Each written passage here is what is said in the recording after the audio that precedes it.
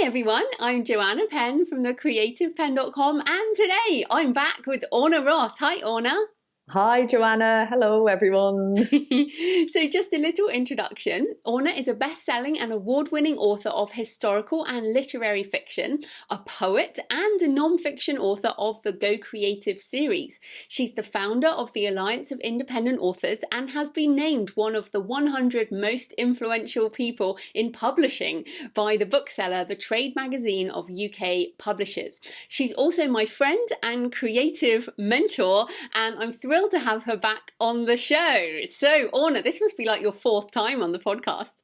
It must be, and not the first time to talk about this book series, so it's kind of interesting. Yeah, no, it's great. And I think, one of the things we always talk about is how things change in our journey. But one of the things that doesn't seem to change for you and is the foundation of your practice is free writing. So I wonder if you could talk about what free writing is and why you think it's one of the most powerful ways to access the subconscious. Yes, indeed. Love to talk about free writing anytime. It is free is Free. So it is a fast writing method. You write as fast as you can, and because you're writing very quickly, the words will come out raw, and raw in both senses. You don't care about punctuation, spelling, any of the things that your English teacher would have given you a clatter on the back of the neck for back in my day for getting wrong. You forget about all of that. You're interested only in opening up really to what's rising through you. So it reverses the normal the way people approach writing, and particularly, we write for other people. But writing for self is a very different experience. A lot of people approach the pen because they have been through a schooling system that can be quite punishing. Approach the pen and paper or the laptop or whatever, approach the written word with a lot of tension and a lot of preconceived ideas and so on. So the aim of free writing is to write so fast that you get beyond that.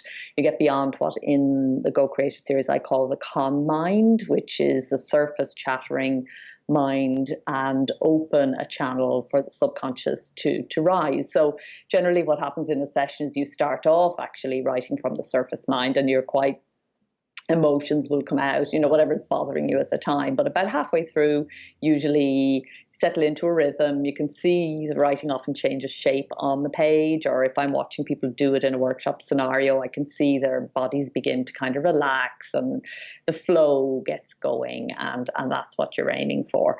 The reason I use it all the time myself every day, and I pass it on to everybody who will stop and listen to me, is because I actually do think we take writing for granted. We've forgotten how extremely powerful it is. And if you look at any of the research into, fast writing, expressive writing, this type of writing for self, it's quite extraordinary what it's able to achieve. So it's being used now as medicine for post-traumatic stress syndrome, for physical ailments like arthritis, for example. A very short course of free writing can actually cure physical ailments, and it definitely is the cure for the sort of mind nonsense that can come between you and the thing you really want to do with your life. Because I work with writers, as you know, and other creative entrepreneurs, helping them to actually do what they most want to do. And anybody who's in that position knows the second you try to do what you most want to do, another part of you jumps back up and tries to stop you. And free writing for me is the most powerful tool we have to dissolve resistance. Daily free writing will keep you in flow. So you got so we talked there about F and R. I think you didn't describe what the two E's are. E and D is exact but easy. And what that is talking about is drawing on the experience of your own life. So being precise about the sensual detail, if you like, of the moment that you're in as you're writing, or the moment that you're writing about. So when we write, again, for self or for others, we very often concentrate on our feelings, what we're feeling about something. We use a lot of adjectives. or if we do get into a sort of a sense perception, it tends to be sight. So the exact is encourages people to be very precise about what they're seeing, yes, but also hearing, smelling, tasting, the full sensory experience. They're the outer senses, and then the inner senses also of imagining, what if, and allowing room for insight to rise as well. So that's where exact and easy comes in. That takes a little bit of training. Writing fast and raw just can happen automatically. Exact and easy takes a little bit of time, and it can feel contradictory, on the one hand saying write very fast, on the other hand saying, be exact. But the overall thing to remember is to take it easy and to let it be. So it's an allowing sort of thing. It's an accepting what rises rather than trying to control from the top down. And I guess a couple of other things. It needs to be timed. Is that correct? Time or space. So the notebook, the free writing notebook that accompanies the Go Creative series, that allows for 3 pages a day, or else you set a time. And it's very important to finish the space or time allocation that you've set aside. It's the same with meditation or exercise or anything like that you set yourself to do. It's very often when the end is in sight is when you begin to get the benefits, and wandering away or indeed overdoing it and going past the time is not the practice. The practice is to set yourself your intention around what it is you're going to do. 3 pages for most people is about 20 minutes. And that can sound like a lot, but actually it gives you back so much time by doing it, just in the sense of clarity that you get, the way in which you find your day is far more organized, you're much more connected to what's most important to you.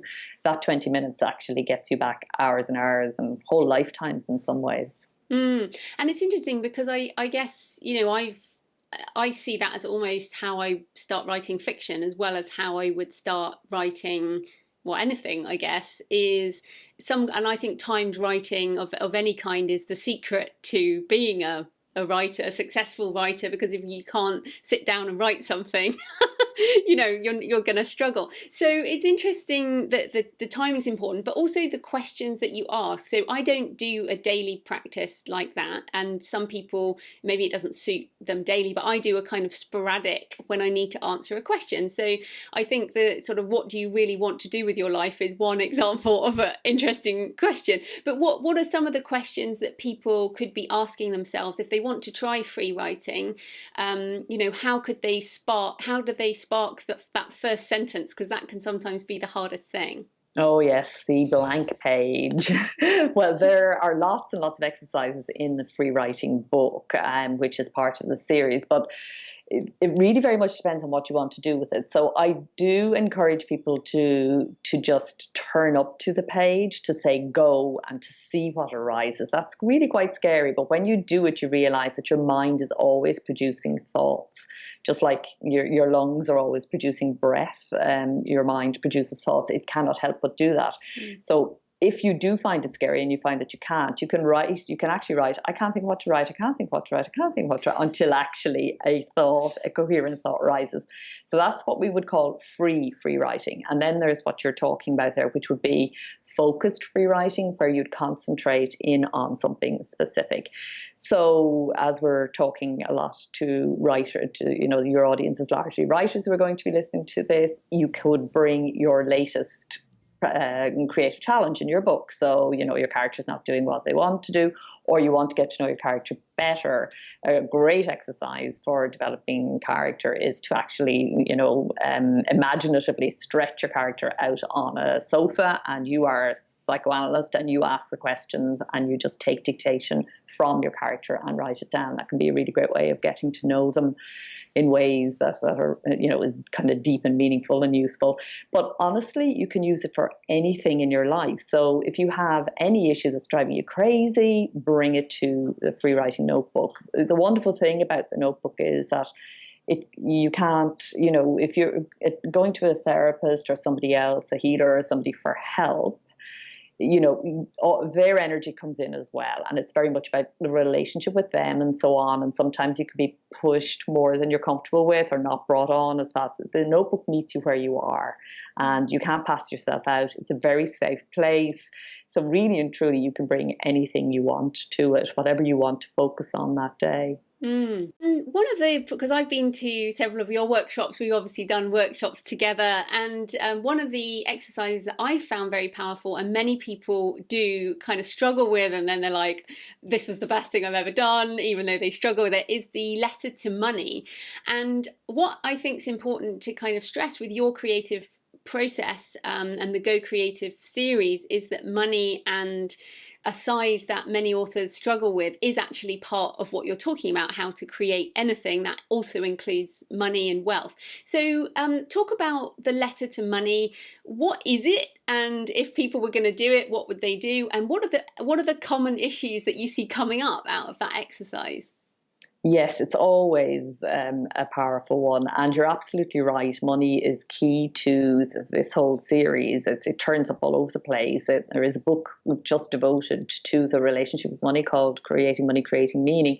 But actually, as I'm going back through these books, which are now very much directed at creative entrepreneurs, I find money just jumping up all over the place. So that's really interesting. And I find the relationship that people have with money so compelling and so interesting and so revealing of lots of other things that are going on in their lives and in their businesses, obviously. So yeah, it's very simple. I say, write a letter to money, tell money what you think of it, go. And they look really startled, and then they have to write, because I'm there at the top of the room saying you must do this.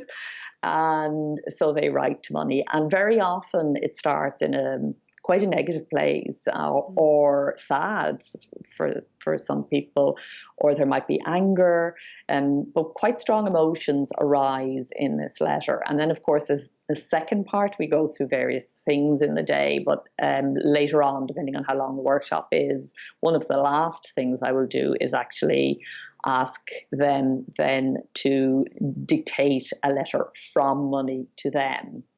And that's when I think a lot of the revelations appear, and when people begin to understand that this is a relationship. So none of us has been given a very good grounding in relating to money, and there's so much psychic baggage carried around this, that we grow up with, whatever baggage our parents brought into us to start with, plus our own socioeconomic history, our own work history, and so on. And as creatives, very often we have been positioned as sort of the opposite to money, the anti-money in a way.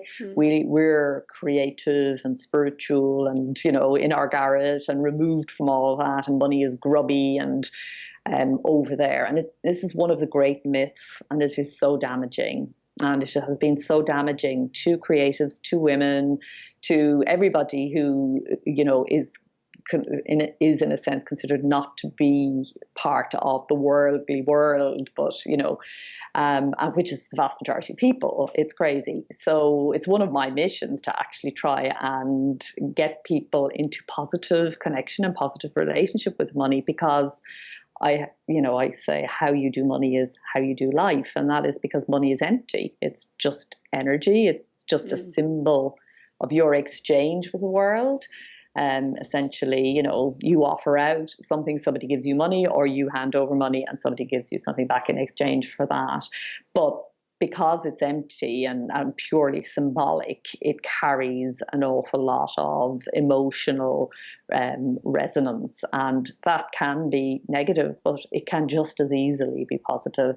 And sometimes that letter exchange between money and the person and money is completely liberating. It's enough. It's enough to change people from, and sometimes it's not. Sometimes it takes more than that. Yeah, it's interesting because I think the personification of money help, even just the idea of that, like starting a letter, dear money, comma, new line, you're like, oh my goodness, that completely changes the way you think about it. And to me, it makes it quite friendly, to be honest, because I don't write letters like that unless it's kind of like a friendly thing. But it's interesting because I've done it 2 years in a row, and my answer, my letters have changed in a year. And I mean, I was positive about money, and I'm now even more positive about money. But it's interesting because my letter from money back to me is even more friendly and more welcoming, and also it's interesting, we talk about collaboration, and my letter from money said, I want to collaborate with you more and help you do more. And I think you and I, this is not a political show, but the money and politics right now is also wound up in some negativity around, wealthy people X, poor people Y, and these things become very emotional and very over the top. Whereas actually, the people who can form the most change in the world are often the people with the most money too. So we look at the biggest philanthropists and a lot of the change that's happening through giving wealth away. So it's so interesting to think about reframing all these different things.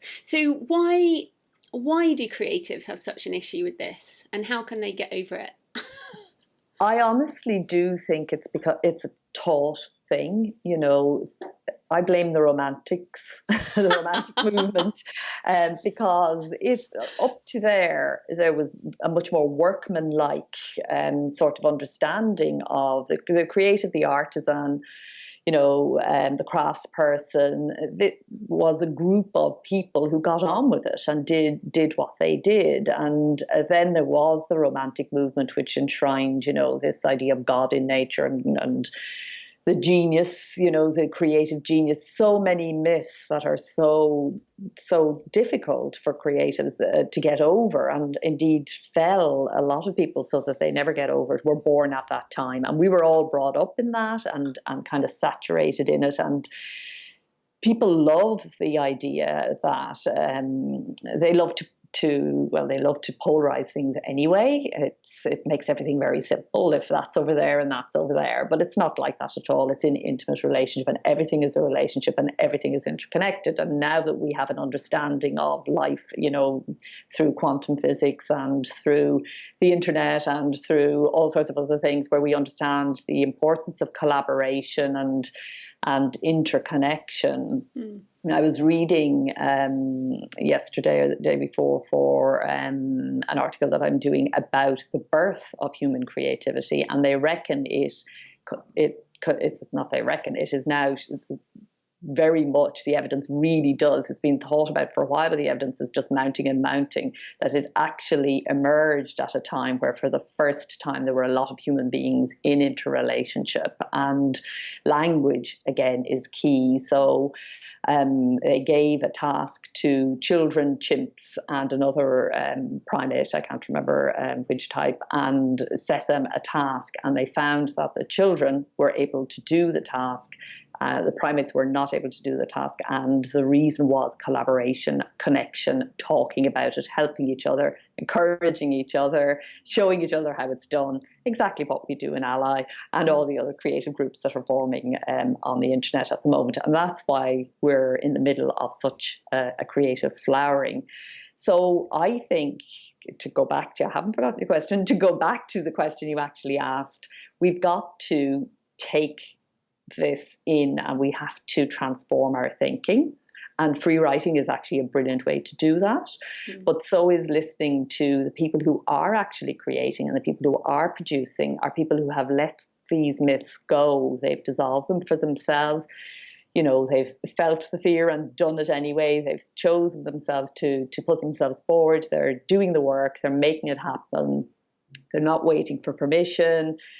They are breaking chains that they have been taught to have. And I'm hopeful that the new generation, coming up now, won't have as many chains around their creativity as my generation had. I think yours had a bit less, and the next one a bit less again.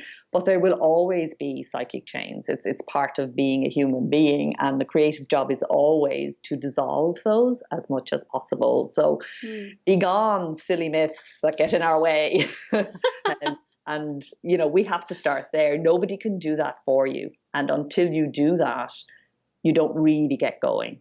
And it's also interesting because, you know, I think a lot of writing nonfiction now is also sharing our personal journey.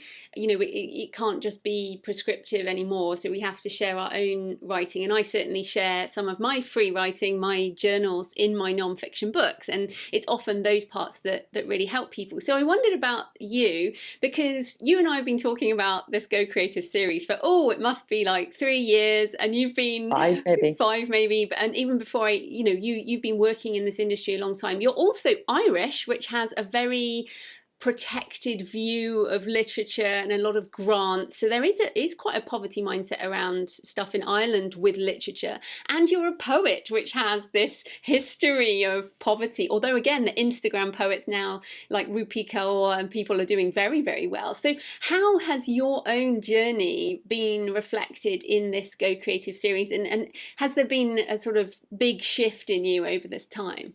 Yes, in short, and the reason it has taken so long and gone through so many, I mean, this is the third, not the third draft, it was the 103rd draft, but it's actually the third major shift in the books, and they had to wait, in a sense, for me to catch up with them and catch up with myself and understand what was going on, and that was the delay in the twists and the turns. And I started in the wrong place, in a sense. You know, if I was starting now, they would be written clearly and cleanly. And but I began, as you say, I grew up in Ireland. When I went to school, I completely fell in love with the written word. It was my savior in so many ways. I was in boarding school, and you know, all sorts of situations. I just escaped into books and then escaped into my own writing, and it was absolutely fantastic. And I was in love with words, but I never for a second thought I could be a writer. Writers were James Joyce and W.B. Yeats. They were dead, they were white, and they were definitely male and old and imperious and scary. And, you know, it didn't even cross my mind. The closest I could even think about coming to it was to teach English literature. So that's what I went to college to train to do. And that's where I started. And then I did make a life in the written word. And I have worked in this area for a long time. And I did realized that what I was interested in was not just the word, but the process itself. The actual creative process is endlessly fascinating. It's the one topic that I never grow tired of. I just can't get enough of still, even after all these years. So, but it did take me, I had to unlearn a fierce amount of things, because I also came up through trade publishing and, you know, literary fiction, historical fiction, poetry. These are genres where thinking is very tight, where there's a lot of judgment and there's a lot of in some cases, snobbery. And, you know, I carried some unconscious things like that myself without even knowing that I did. And that's why self-publishing and the world of self-publishing and the creative entrepreneur world generally has been so liberating for me, but it just took me a while, longer than it should have. But there you go. Well, I think than never. Yeah, well, I think it's also interesting because often there are some people who write nonfiction as a business card for their other work. You know, a lot of business people will have a book, or a speaker will have a book, but us as also fiction writers and people who write to understand what the hell we think. And basically you've been working out what you think. So we write nonfiction almost to help ourselves. And then at the end of the process, we've worked it out and then we can help other people. So, you know, how do you balance your poetry and, I mean, I almost feel sometimes that fiction is a more not selfish or not self-centered. All these words have negative connotations, but it's focused on what I actually care about most. Actually, I don't care what other people think when I write my fiction, and then I put it out in the world and it falls through the cracks in genre and whatever. But my non-fiction, I write very much with okay, I do want to help other people, so I have to structure it in a way that is a journey for them. So how do you balance those sort of different sides in you, the poet, the literary writer, the fiction writer, the non-fiction writer? Yeah, it's very simple for me, mornings and afternoons. So first thing in the morning is when poetry and fiction, or what I would call deep writing, because sometimes the style of nonfiction that I do also draws on that place, and some parts of it are quite practical and more hard-headed. And then obviously there's Running Ally and the other small community which I've started, but is also growing, the Creativist Club. So all of those things together, I get up very early. I love to rise when the world is quiet and do that sort of writing at that time. And then when I've written myself out, I'm happy to leave that for the rest of the day and put my attentions elsewhere. And I actually, rather than feeling I know a lot of people do struggle with this and feel that there is a conflict. I'm the opposite. I actually feel really privileged and delighted that I have found work where I can kind of develop all the different aspects of myself, because I was never just somebody who just wrote and locked myself away. I like people. I like, and I like, I really love all that the internet has facilitated. I like digital commerce. I like technology and the stuff that's coming. I'm not very techie minded when it comes to doing technical things, but I'm trying to be better. You're doing a lot better. Thank you. Tech mom. But it is interesting, because I think I'm feeling that too. Like, I feel a lot more, I think I've struggled for so long. I'm like, oh, but I want to be a full-time fiction writer. And then I'm like, oh, but actually I want to be a full-time non-fiction author and be like, speaking and Tony Robbins. And I think I feel much more at peace right now, at this moment. I'm quite balanced in that I'm very happy with them both. And that sounds like where you are. It's like, I don't actually want to give up being either of these things. And you don't have to, do you? You absolutely don't, and that's the joy and beauty of the world we're in now. It was harder before, and I think I'm a better poet or fiction writer because I do these other things. I think the kind of writer that locks themselves away, you can get very good writing for a while, but after a while that seam runs dry. It is immersion in life that keeps writing lively and vital, and I don't think it is a good idea to just, unless, look, there are no rules in this game, and there are people who do that and it works very well for them, but it definitely does not work for me, and I don't think it works for as many people as, it's almost like that's held up as the desirable norm that most of us would opt for if we were given the opportunity. And I think self-publishing revealed just how many writers were not like that. And I don't know that it is the norm or should be what we're holding up, because I don't think there's one real problem that I see with that, is that most people are not going to be able to write enough or in the right genre to actually be able to sustain themselves just doing one form of writing, and locking themselves away and just themselves and their imagination. And there will always be some people for whom that works, but most writers, most creative entrepreneurs need multiple streams of income, and they need multiple engagement levels, with the world and with the services and the products and stuff that they're offering out to the world. So I think it would be much more sensible if we were making that the norm, and then the person who decides to completely specialize, and that will be more like every other field. You have generalists and then you have a few specialists. Not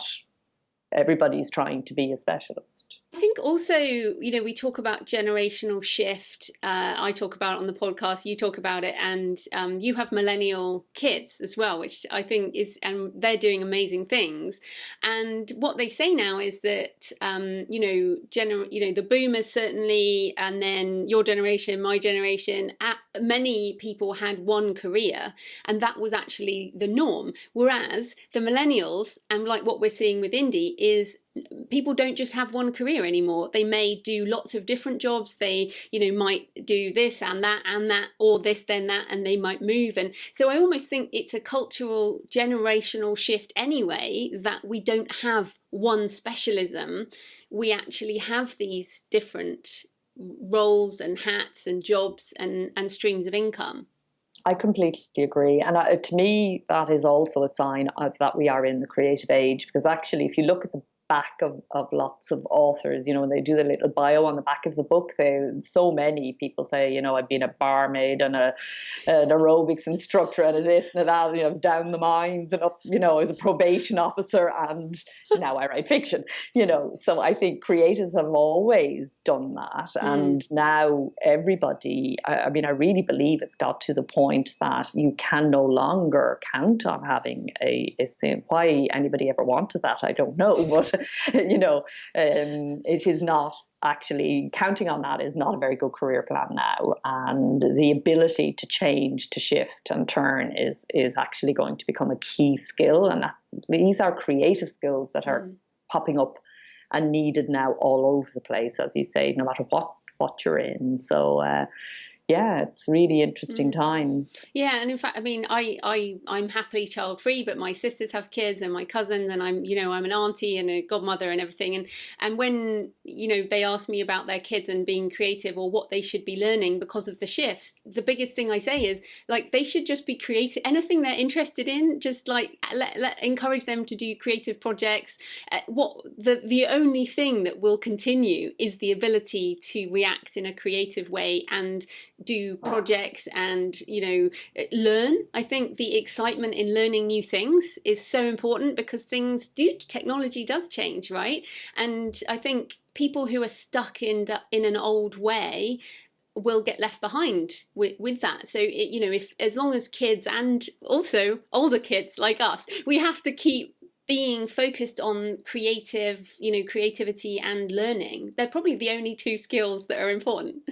I agree completely. And if you have never had the experience of taking a project from, conception to completion, if you haven't felt, put through, not up here, but through your hands and every other part of you, the 7 stages of the career. Once you've done that once, doing it the second time is easier, and the more times you do it, the easier it gets. The flow happens more. But if you've never done it, if nobody's ever shown you, if you don't know what it is to create, if you don't know that conscious creation even is a thing, if you don't trust your own creative capacity, you think life hands you a deal and you think you are the passive recipient of life happening to you, then you're instantly at a disadvantage, and even more so at a time like ours. But once you understand that actually, and this is another myth that needs to go out the window, that the creativity is some kind of special gift given to a few people. Once you understand that it's actually a universal thing that's going on all the time, that we are all always creating,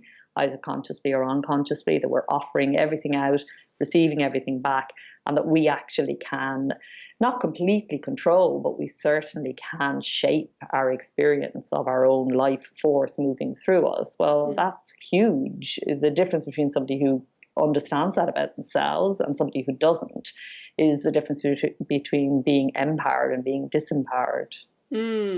Yes, and that word power, it's funny, we keep coming back to it, and I think indies are certainly getting to a point where we're becoming a force to be reckoned with and have more power. And it feels like authors have always been disempowered by the publishing industry. It's like, first of all, it's the very first interaction is begging for attention and rejection, and that has kind of gone into the soul of what being an author is supposed to be about, whereas I actively chose to be indie from the beginning, and so I've kind of never experienced that. But it's funny because a couple of years ago you and I have spoken at some conferences together, and a couple of years ago I had said to you, I think we are a completely different industry, and I told you this the other day, but at the time you were like, no, it's really important that we are there, but in the last few weeks you've had a shift, haven't you, in considering the difference between indie and traditional.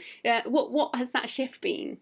Yeah, I think again that's the difference between somebody like you coming in clean, starting off at a time when the tools are there, and somebody like me who's come up through the machine. I still do think that we need, as people who sell books, we need to be in bookstores, we need to be wherever readers are found, we need to be part of the books ecosystem, and I will continue to advocate for that, and keep trying to our open up to indie authors campaign will remain live until indies are everywhere that everyone else is. But the shift that really, what has become very clear to me, and it wasn't so much of a shift as a sort of a slow evolution, a slow dawning and realization that indie authors have far more in common with other creative entrepreneurs, particularly other digital entrepreneurs, than we have with people who are trade published or aiming to be trade published or want to be trade published. It's a different business model, it's a different mindset, it's a different, everything is different. It's different from top to bottom. And I think as indie authors, we can learn more from our colleagues in the music industry, filmmakers, gamers, techies, counselors, life coaches, business people who are building businesses that are taking in publishing into their business. And by publishing, I mean publishing a book, as you said, as a kind of a business calling card. But they are also needing to learn how to publish themselves and create a platform and a profile and put themselves out there.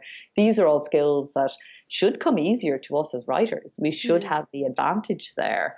But we're spending a lot of time feeling quite, but not everybody by any means, but there is still a rumbling of discontent in the community about, we have to do that awful stuff called marketing.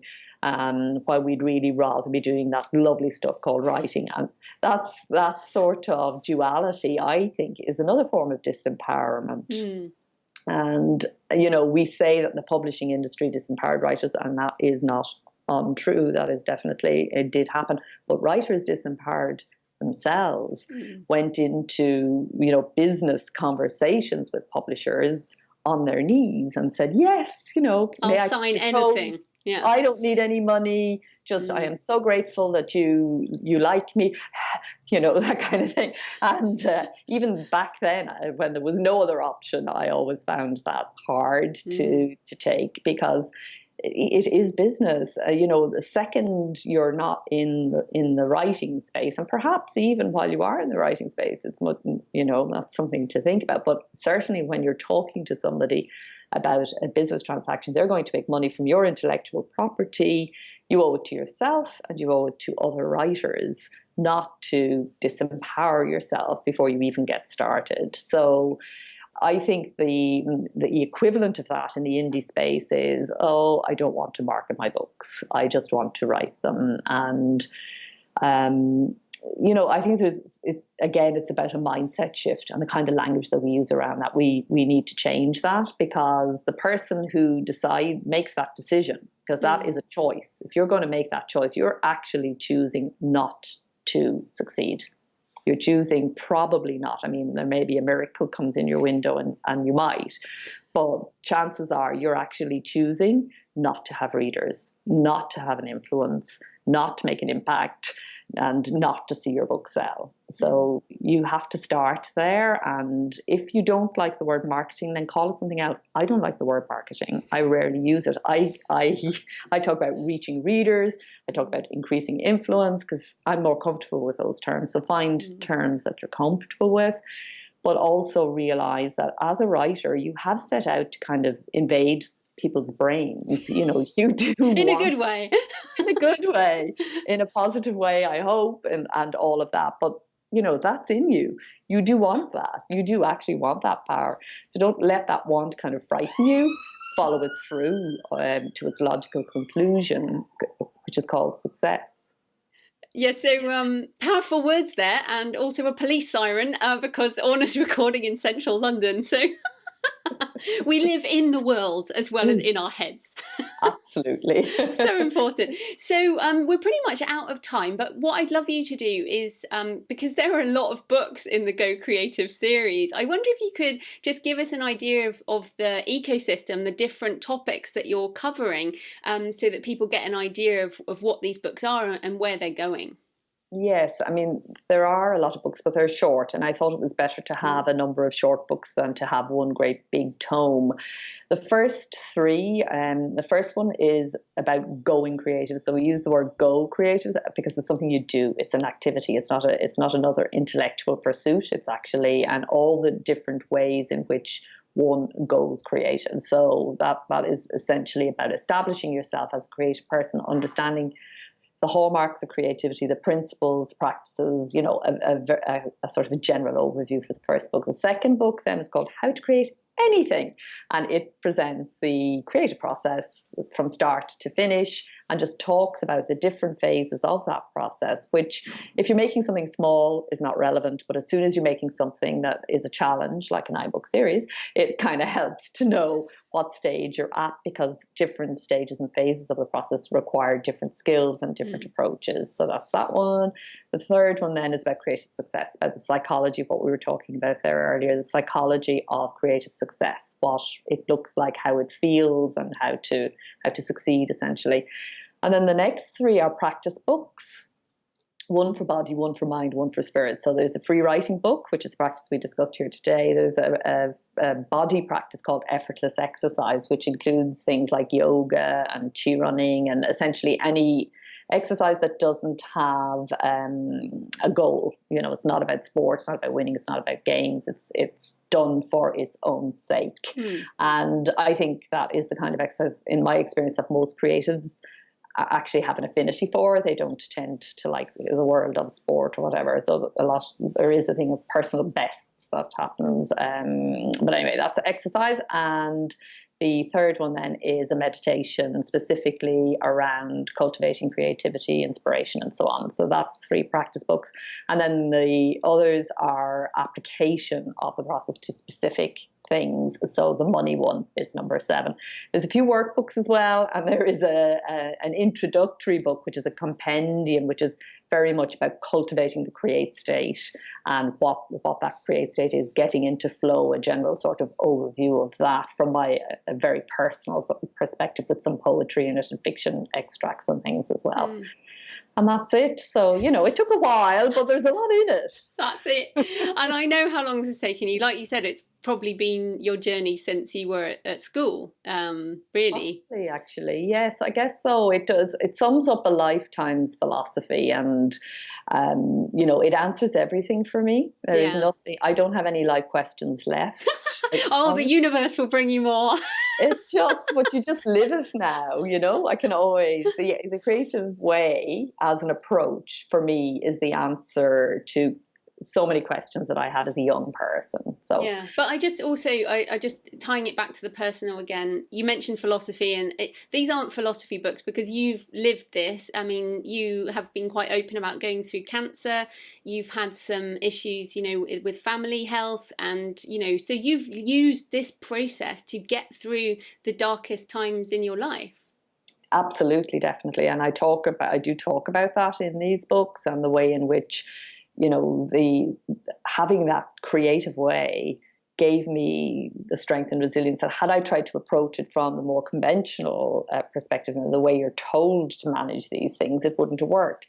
Had I tried to build the Alliance of Independent Authors on conventional business principles, it would never have happened. It's just not, I cannot do that. I am not able to do that. But there is another messy, more exploratory, more experimental way that you can do things. And nobody tells you that. So these books are here to tell you that. You can actually make it up as you go along. You can fall flat on your face and pick yourself up and get on with it. You can meet a lot of rejection. It doesn't matter as long as you just keep smiling and go again, and knowing what you're trying to do, knowing your creative intention, knowing the values that you're bringing to it, what your purpose is, what you're trying to make happen. All of these things make you very strong and unshakable. They give you a very solid foundation, but they also set you free. You don't, things like comparisonitis and anger at the world for not understanding you and all of that kind of stuff melts away because you're too busy just getting on doing stuff. You don't have so much time for thinking and feeling. And so it certainly helped me. So hopefully it'll help one or two other people as well.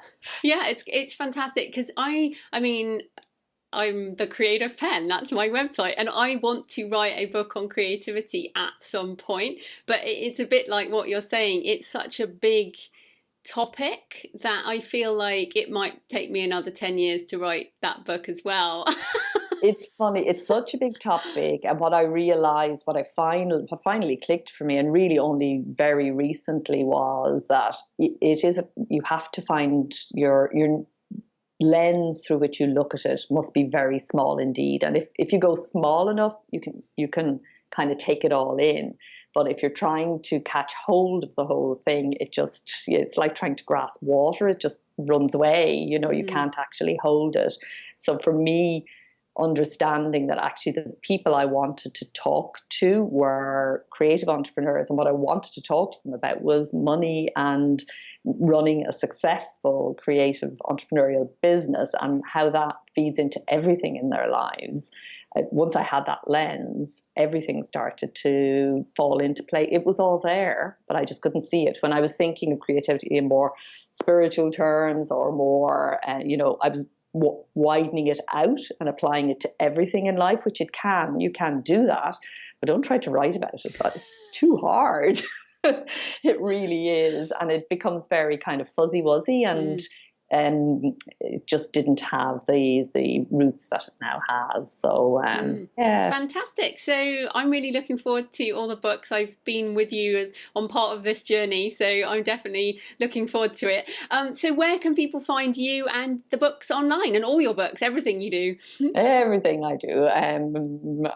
ornaross.com essentially is everything is there, and under my books there is a section, the Go Creative books are there, and there is a club associated with it because I did want to have a community aspect to it. I've seen how useful that is in Ally. Now it's not a formal association like Ally at all. It's a much more informal thing, motivation and accountability group called the Creativist Club, which I will open in January and just take in a few members, and we will kind of work together through the principles and practices. And I see these books will probably go through a bit more iteration and development after they're out, once I see how people are actually receiving them. But yeah, so it's all there anyway, ornaross.com. Fantastic. Thanks so much for your time, Orna. Oh, thank you, Jo. Always a pleasure.